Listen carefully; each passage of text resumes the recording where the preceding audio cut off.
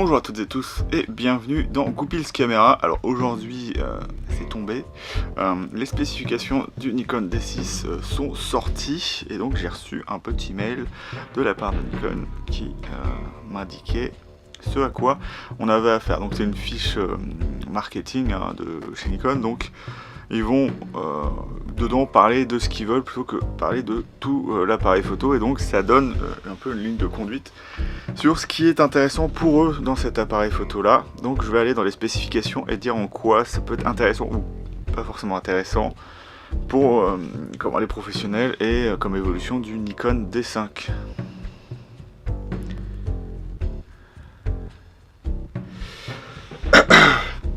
Donc récemment, d'ailleurs je crois qu'il est déjà sorti ou qu'il est déjà testé par des gens, on a eu l'annonce du 1DX Mark III qui semble vraiment très bien avec toutes ses capacités, à savoir une rafale à 16 images par seconde, toujours un capteur de 20 millions de pixels,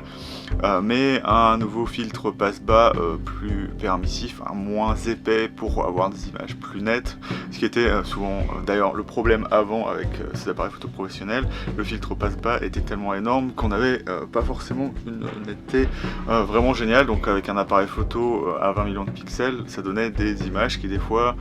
étaient un peu problématiques par rapport à des appareils photo moins professionnels, mais le workflow de ces appareils photo là a toujours été de produire des images rapidement, d'où la densité de pixels moins élevée que des appareils photo un peu moins professionnels.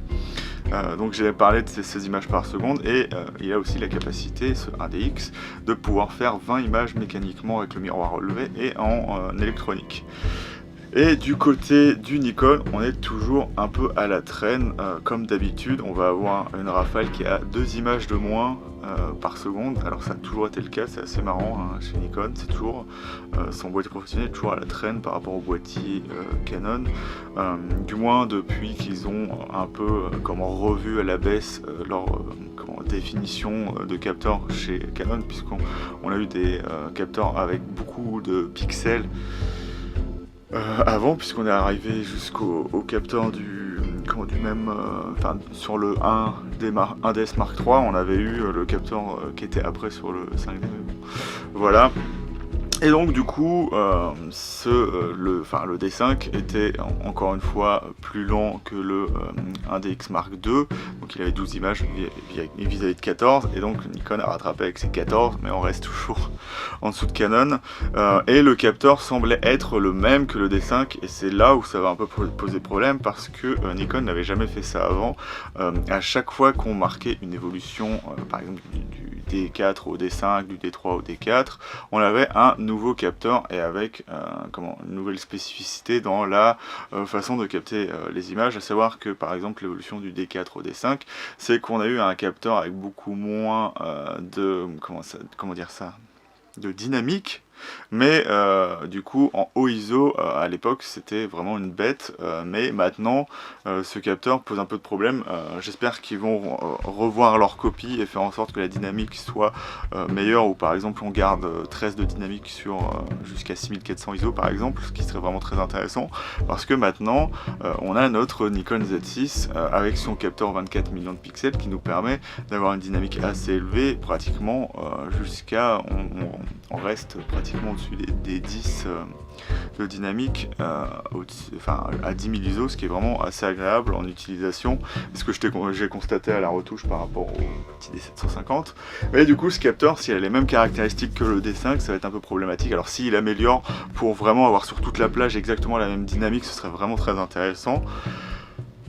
mais ça serait quand même mieux d'avoir un autre capteur dessus. Donc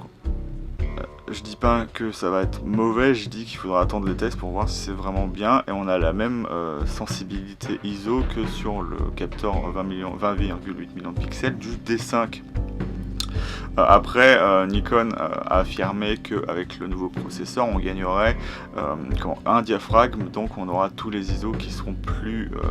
propres. Donc ça peut être intéressant aussi. Ce qu'ils ont mis en avant, c'est un nouveau module autofocus. Alors je vois pas pourquoi de tout ce qu'il y avait sur le D5, ce qu'il fallait améliorer c'était l'autofocus. Je pense qu'ils auraient dû investir dans un nouveau capteur d'image et pas un nouveau capteur d'autofocus. Mais donc là on se retrouve avec 105 points sélectionnables. Alors ça va être assez compliqué d'exactement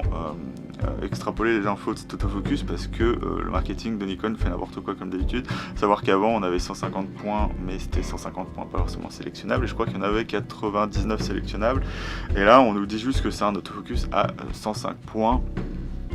Donc voilà, donc apparemment il est bien meilleur que celui du D5, qui était déjà considéré par tout le monde comme un des meilleurs autofocus, si ce n'est le meilleur autofocus qui ait jamais existé. Et on aura aussi des fonctions à la fois GPS et de transmission de données améliorées par rapport au D5, et on aura la nouvelle capacité aussi, comme avait le Z6 et le D780, de pouvoir facilement envoyer des photos via SnapBridge grâce à une hybridation de Bluetooth et de Wi-Fi. Donc voilà. Donc ce que l'autofocus va avoir d'amélioré, c'est qu'il y aura des nouvelles zones sélectionnables, à savoir qu'on pourra prendre des bandes directement sur tout le capteur de autofocus. Mais le problème évidemment, c'est que ça reste un capteur réflexe, et donc la surface d'autofocus sera un cadrage pas très élevé dans la surface cadrée, ce qui donne toujours un avantage au mirrorless, et ce qui est un peu dommage. Après, c'est des limitations physiques, hein, j'en parlerai dans une vidéo d'autofocus qui va bientôt sortir.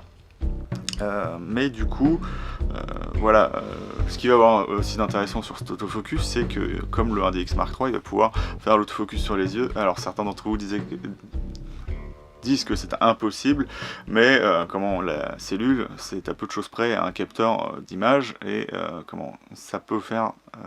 de la détection de contraste ou de la détection intelligente, et donc ça peut permettre à l'autofocus de face de détecter des yeux. Alors je sais pas à quel point l'autofocus est intelligent, mais chez Nikon, les yeux, je pense que ce sera fini, il n'y aura que ça, il n'y aura pas de détection intelligente d'animaux ou de trucs dans le genre, puisque c'est d'ailleurs pas mis en avant sur la page. Ce qu'elle va avoir aussi l'autofocus, c'est qu'il est sensible à moins 4,5 IL sur le collimateur central et à moins 4 IL sur tous les autres collimateurs, et le collimateur central ou quelques autres, je suis pas sûr, vont être en triple croix, donc ça va être un autofocus qui est encore plus sensible que l'autofocus du D5. Je sais pas si à ce niveau là ça fait une grande différence, mais voilà, c'est une nouvelle technologie, c'est au lieu d'avoir une croix, on a une triple croix, donc ce qui semble un peu bizarre, c'est un flocon de neige ou un truc dans le genre. Je parle en image de ce que ça fait. Et du coup, ils ont mis en avant aussi le fait que du coup, vis-à-vis de transfert rapide, il y aurait deux ports C-Fast, donc on pourra mettre les XQD dessus, mais maintenant je pense que on aura beaucoup plus de C-Fast qui vont apparaître, et qui vont être faits notamment par SanDisk, mais c'est pas forcément moins cher que les XQD, donc c'est pas forcément la meilleure option, et ce sera pas forcément moins cher, comme je l'ai dit. Donc voilà, ce qui sera intéressant aussi, c'est qu'on peut programmer l'appareil photo pour avoir des fonctions spécifiques vis-à-vis des cartes. On peut avoir évidemment la redondance, donc avoir les fichiers sur les deux cartes en même temps, mais aussi on pourra transférer un JPEG plus petit sur une carte et l'envoyer directement via un port Ethernet ou le transmetteur Wi-Fi qui est pas dans l'appareil photo, c'est ça qui est dommage. Donc voilà, c'est tout ce qui va être plus ou moins mis en avant par Nikon sur ce D6. Après, il y a des évolutions un peu en termes d'ergonomie. On va avoir maintenant le bouton I qui nous permet d'avoir nos 12 fonctions personnalisées au lieu de directement aller dans le menu pour sélectionner certaines choses. À savoir que ça reste quand même intéressant d'avoir le menu interne personnalisé. Et apparemment on aura un affichage OLED dans le viseur.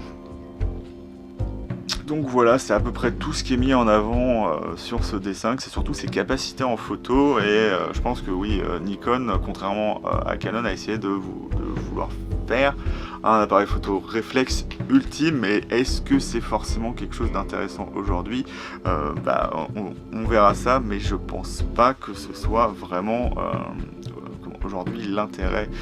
du réflexe. Certes, il y a des nouvelles fonctionnalités qui montrent que les réflexes ont encore quelque chose à montrer, mais pour moi le 1DX a une meilleure démarche à montrer aux utilisateurs de mirrorless qu'on peut avoir des capacités à la fois intéressantes en photo réflexe et en fonction de un peu pseudo mirrorless. Après ça pose aussi des problèmes puisque au final le Canon ça reste des options qui sont gadgets, puisque vous n'allez pas prendre des photos au live view à main levée. Donc c'est à voir comment ces deux appareils photo là seront reçus. Je pense que le Canon sera beaucoup mieux reçu que ce Nikon, d'autant plus que ce qui est marrant, c'est qu'il a des bonnes fonctions en vidéo, puisque quand on regarde dans les informations,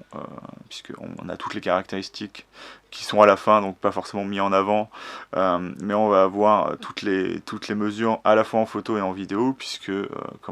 si vous le savez pas, par exemple la cellule en mode réflexe, c'est pas le capteur, donc lorsque vous êtes en live view, c'est le capteur qui prend le relais, donc la mesure peut être légèrement différente, donc ils le mettent dans les informations si vous voulez aller les voir.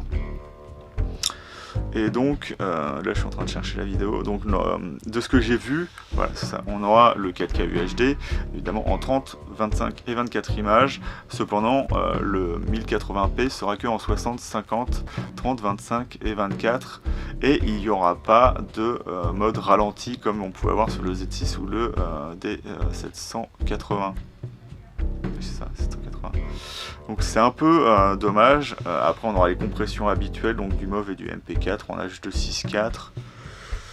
Donc c'est la norme, mais ce qui n'est pas mis en avant, et je comprends pourquoi Nikon ne met pas en avant la vidéo là-dessus, c'est qu'il semble que ce soit vraiment le même capteur que sur le D5, à savoir que pas d'autofocus correct en vidéo. Et ce qui est plutôt dommage lorsqu'on a maintenant les Z6 et les D780 qui font au moins bien l'autofocus avec leur mode à la fois mirrorless et live view bien en vidéo. Et donc là on n'a rien, donc du coup voilà, c'est à peu près mon retour sur le Nikon D6, une évolution qui est un peu famélique. J'aurais pas de problème avec cet appareil photo là, hein. Si demain on me le donne, je dirais pas non, c'est un appareil photo qui reste vraiment très intéressant, mais même de l'aveu de Nikon, pardon, c'est vraiment un D5 amélioré à tel point que quand ils parlent de la tropicalisation, ils disent qu'il a hérité de la construction du D5. Donc en gros, le D6 est un D5. C'est en gros le D5 phase 2, donc ils ont juste redesigné la ligne pour qu'elle soit un peu plus agréable à l'œil et qu'on a l'impression d'être plus sur une nouvelle génération d'appareils photo, à savoir avec une face qui ressemble plus à un D850 pardon, ou à un D780. Et à part ça, on n'aura rien de neuf, à part la capacité d'accrocher son boîtier via un antivol. Donc c'est un peu dommage,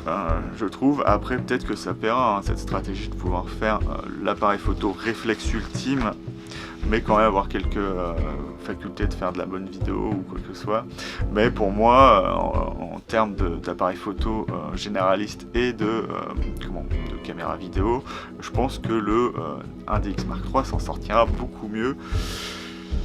Donc ce sera à voir à la longue, mais pour moi, Nikon a fait juste ce qu'il fallait pour faire un appareil photo qui reste quand même intéressant. Le plus gros problème, c'est que le D5 restera à côté du D6 une option totalement viable, et vous n'aurez pas forcément d'intérêt à changer votre boîtier pour ça, et c'est ça qui va poser problème, c'est peut-être que ce sera un flop pour ça, parce que les gens ne verront pas forcément l'intérêt de changer pour un D6. Après, peut-être que au final que Nikon se prépare à faire un appareil photo professionnel pour en mirrorless, mais donc le problème de ça, c'est que ça voudrait dire qu'ils utiliseront un capteur qu'ils ont déjà, parce qu'à chaque fois que Nikon sort un nouveau capteur, donc par exemple pour le D850, on savait qu'ils avaient reçu un nouveau capteur de la part de Sony, donc ce qui tendrait à dire que s'il devait y avoir un nouveau mirrorless professionnel chez Nikon, il utiliserait probablement le capteur qu'utilise le Z6, peut-être amélioré selon leurs spécifications, ou parce que je sais que Nikon a déjà fabriqué des capteurs, mais je sais pas s'ils sont capables de faire de la machinerie autour d'un capteur pour le rendre plus rapide, par exemple comme sur un A9. ou si avec Sony, ça c'est passé au travers des mailles du filet, mais ce que je pense pas, donc voilà, il faudra voir ça, mais ça semble un peu dommage. Et ce qui est problématique, c'est que